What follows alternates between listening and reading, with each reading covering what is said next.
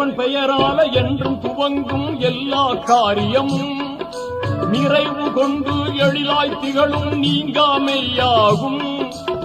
ஆர்வமுடன் நாளும் அன்பு கொண்டு மேலும் அழகாகவே முறையாகவே தினம் கூறுவோமே.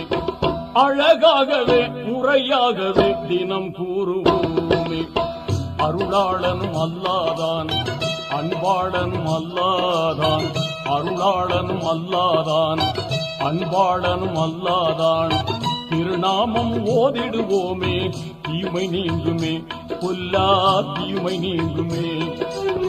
பிஸ்மில்லா என்று ஆரம்பம் செய்யுங்கள்.